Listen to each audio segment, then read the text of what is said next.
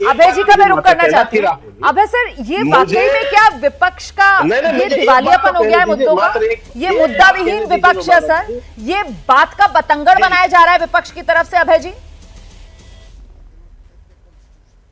कौन है ये लोग, कहां से आते हैं? देखिए, बात का बतंगड़ नहीं बनाया जा रहा है।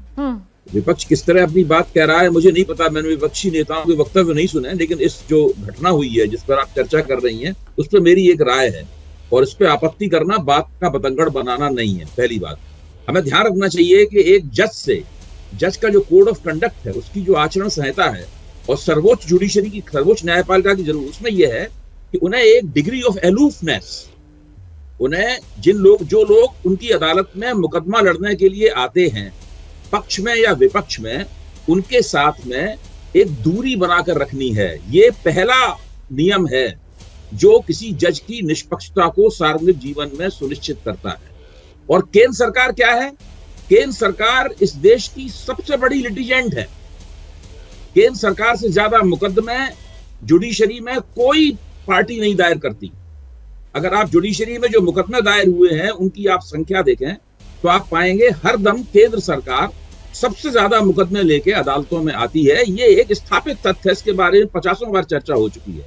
और जजों को, चाहे चंद्रचूड़ साहब हो या कोई भी हो, मैं किसी का नाम नहीं ले रहा हूं, जजों को हमेशा केंद्र सरकार के पक्ष या विपक्ष में फैसला देना पड़ता है। तो पहली बात तो, दूसरी बात यह है कि जो बालकृष्ण साहब गए थे मनमोहन सिंह के कार्यक्रम में रोजा इफ्तार पर, वो एक सार्वजनिक कार्यक्रम था, वो एक प्राइवेट पार्टी नहीं थी, वो किसी के घर के अंदर नहीं गए थे, वो एक सार्वजनिक कार्यक्रम में तो दो बड़े लोग, देश के दो बड़ी हस्तियां, प्रधानमंत्री हैं, मुख्य न्यायाधीश हैं और दूसरे लोग हैं, वो मिलेंगे ही।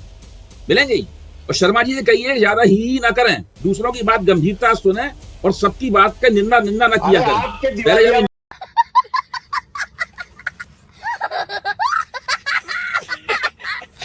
पहले प्रवक्ता उनके आए थे, काफी तमीज से पेश आते थे। पर्सनल मत होइए सर, आप अपनी बात आराम से रख दीजिए, उसके बाद मैं के शर्मा जी के पास आऊंगी, वो जवाब दे देंगे।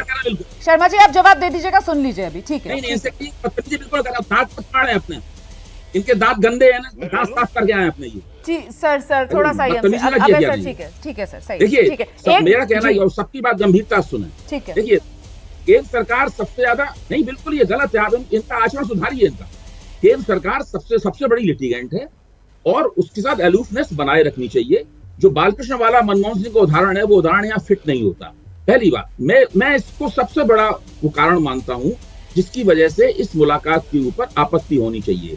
दूसरी बात, वैसे अगर कोई किसी के यहाँ जाए, प्रधानमंत्री अगर मेरे घर फोन करते हैं कि भाई हम आपके घर आके गणपति पूजा में भाग लेना चाहते हैं, तो रोमाना जी के घर में फोन करते हैं कि भाई आपके घर हम रोजा इफ्तार में आना चाहते हैं, हम तो भरपूर उनका स्वागत करेंगे।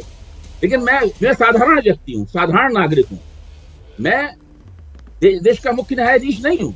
तो मेरा कहना है कि मेरा आचरण थोड़ा भिन्न किस्म का होना चाहिए। मुझे कुछ मेरे पास, मेरे ऊपर कुछ जिम्मेदारियां हैं, कुछ बंदिशें हैं, उनका पालन करके ही हमें कोई कदम उठाना चाहिए। मेरा सिर्फ इतना कहना। ठीक है, मेरे साथ सर दो वकील भी मौजूद हैं यहाँ पर, मैं उनका रुख करूंगी, लेकिन पहले क्योंकि के शर्मा जी को लेकर आपने कुछ टिप्पणी की और के शर्मा जी जवाब देना चाह रहे हैं। के शर्मा जी आ जाइए। और साथ ही साथ जो पॉइंट यहाँ पर अभय सर की तरफ से रखा गया कि वो जो हम के.जी. बालकृष्णन वाला यहाँ पर उदाहरण रख रहे हैं, वो कह रहे हैं कि वो इस पर फिट नहीं होता, वो एक सार्वजनिक कार्यक्रम था। आपका दिमाग का दिवालिया, ये कहाँ के योग्य आदमी होगा? वो कौड़ी की अकल नहीं है इनके। ठीक मैं अभय जी के थोड़ा सा उनके साथ सर हंसी सकता हूँ, सबका हमें यहाँ पर सम्मान करना चाहिए। शायद आपके करोड़ों दर्शक भी इनके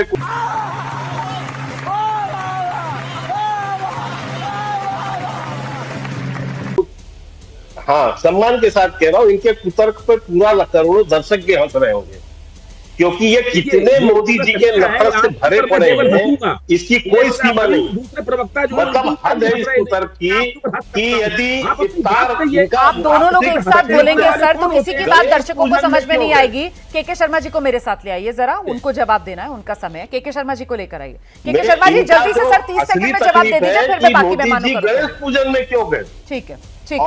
हाँ, मोदी जी गणेश पूजन में क्यों गए? ठीक है। और सीजीआई ने घर में गणेश क्यों बैठाया?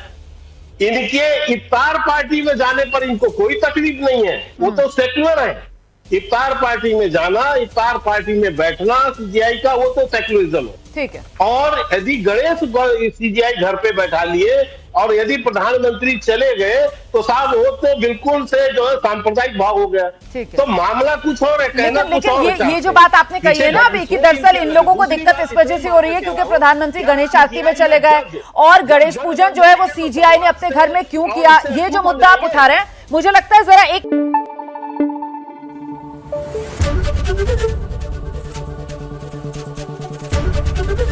एबीपी न्यूज आपको रखे आगे।